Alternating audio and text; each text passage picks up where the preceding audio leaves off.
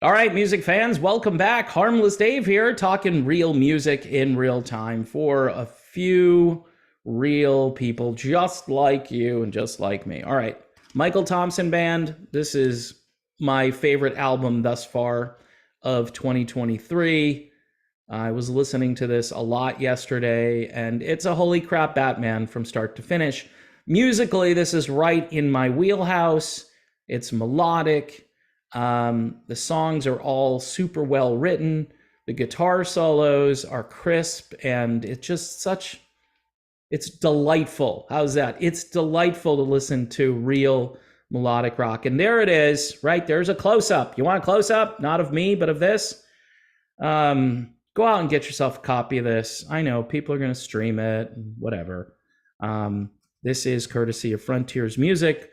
They put out a lot of stuff, and my motto about Frontiers is they throw a lot of stuff at the wall, and some of it sticks, and this is one of those. Michael Thompson Band, a classic artist. They've been around for a long time. And you know, there's a radio station out there called Modern Retro Radio, modernretrofm.com, and they play new stuff by legacy artists. So you should go over there and check it out. Eric Clapton was number one with This Has Gotta Stop, which was a great song that nobody got to hear, really, unless they went on YouTube or something. It's just, Eric is still doing great and putting out great music, but you wouldn't know that because the rock media and the music industry, the radio industry, has no interest in stuff like that, but you can catch it over on Modern Retro Radio. Okay, you may hear some REO Speedwagon over there, but probably not anything new since the band hasn't released anything new for what, like 16 years or something like that, 15 years, with the exception of Kevin Cronin, I think, singing on Jim Peterick's World Stage project. I think that's the last time I heard Kevin Cronin on something.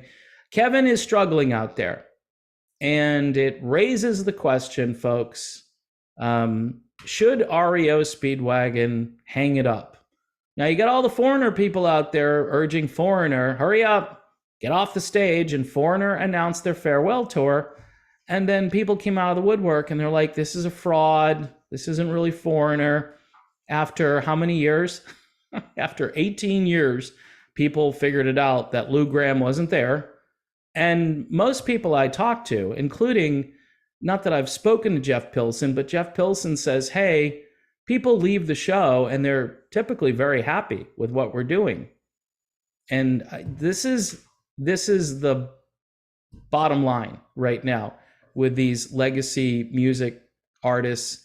They're holding on, and they've got a brand, and are they any good anymore? It depends on your perspective. If you're holding this view that because there aren't original people in the band and therefore they stink, okay, I get it. There's nobody going to help you with that. There are thousands of people that think Journey ended when Steve Perry left the band, and they're entitled to that opinion. I think Journey has done well keeping the brand going, though. That's my opinion. Are they as good as they were in their prime? No, none of these bands are. So in the case of REO Speedwagon, Kevin Cronin, who's struggling out there, says he had a cold and that affected his performance when he was out there on American Idol, singing Take It on the Run, which is a great song, but the other guy was just singing him under the table, as my dad used to say. It's just one of those things. And you look at Kevin Cronin, someone said, doesn't he kind of look like the church lady from Saturday Night Live? And I was like, yeah, that's pretty good. Yeah, that's accurate.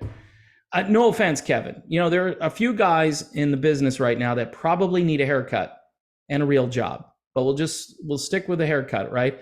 So you've got Joe Elliott is at the top of my list from Def Leppard. He needs a haircut. Dude, it's just, and it's white, and it just, I don't know. Some people probably think that's super cool. I'm like, whatever. They're also on tour with Motley Crue, so you can't account for taste. It's just, and I love Def Leppard. I'm just saying, I think Joe needs a haircut. Kevin has always had this kind of interesting hairdo going on, and it's white, and he's just aged, and he looks a little like grandma. I don't really have a big problem with all of that, though. My big problem is, can you still sing?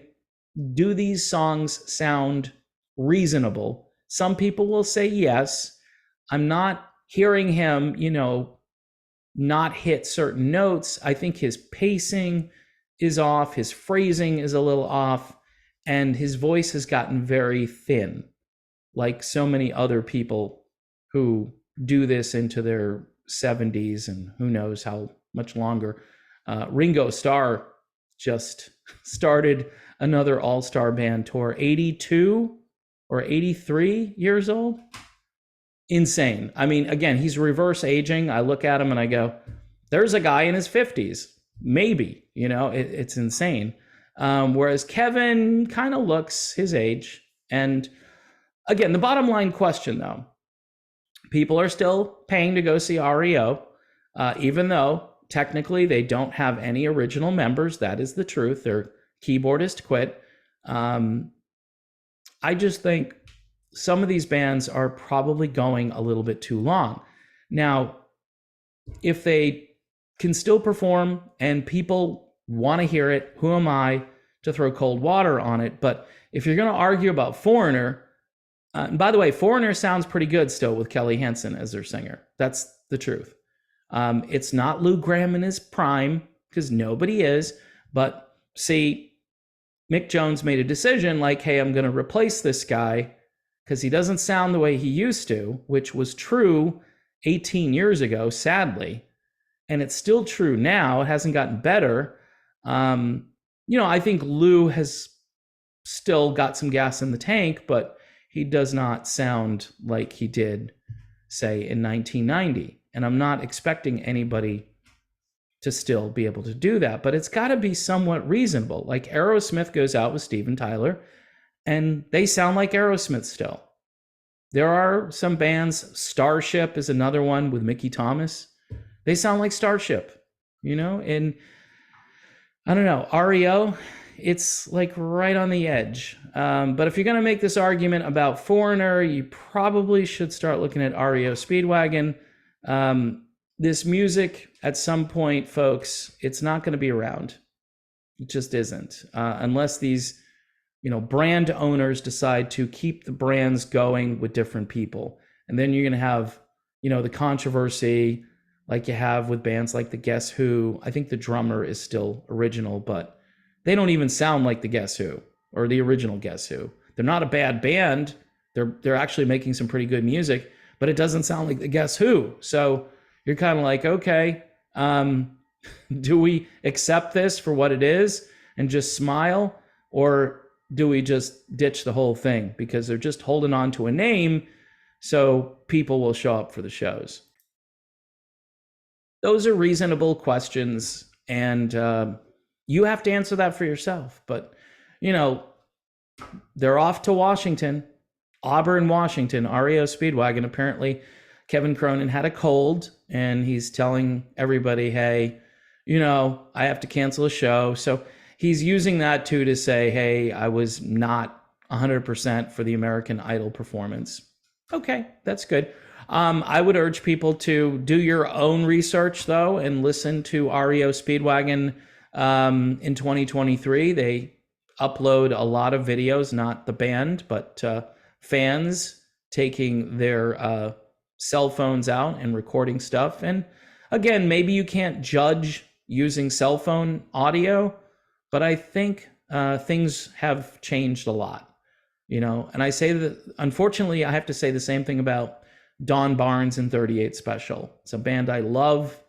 And Don Barnes, when he started singing those songs in the early 80s and having hit song after hit song with the band, and he had kind of like a rough and tumble voice, and now it's thin. It's still kind of there, and it's kind of like a skeleton of what it once was. You listen to it, you close your eyes and you're like, it's just not what it was. And it's sad.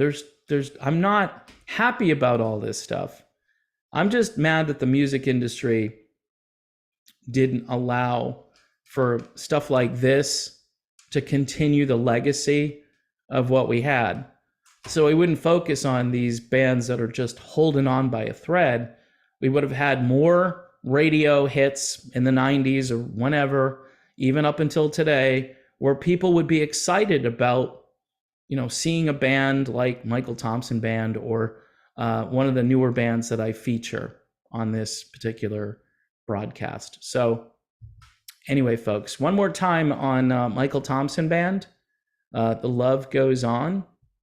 I think the moral of this is, should REO call it a day, a career? Maybe. I don't know. I understand if they're selling tickets and people want a piece of the action, it's on their bucket list. I got to hear Can't Fight This Feeling again. I can't just turn on the radio and hear it every 5 seconds. And when it was recorded in those days, sounded like full strength Kevin Cronin. And then you're going to hear, I don't know, I've heard him perform that song and other songs, and it's a little cringy. You judge for yourself. But in any event, thanks for watching this channel. Please subscribe, watch the videos, watch the ads if you can. Do all of those things. I'm on Twitter. And of course, my phone is blowing up because I'm on Twitter now. But I will be there doing some tweeting, but I'm not going to be on there all day. It's crazy how people are on social media all day. I don't know if it's just because they have their phone on them, and when the phone gives them a notification, they immediately respond to it. I don't do that stuff. Sometimes I'll leave my house without my phone. Isn't that crazy? It won't be by the bed when I go to bed at night. It might be in another room. It's just, I don't know. I need a break from it, but I also understand that it is a tool to hopefully get more people watching these videos. Also, at some point, if I get enough followers, who knows? I could be monetized over on Twitter, and I'm thinking I'm going to get full strength revenue and not what I'm seeing right now. That's just a hunch, but I have to get there to compare and see what'll take place. All right, folks. Thanks. God bless you all. God bless America. Actually, God save America. How's that?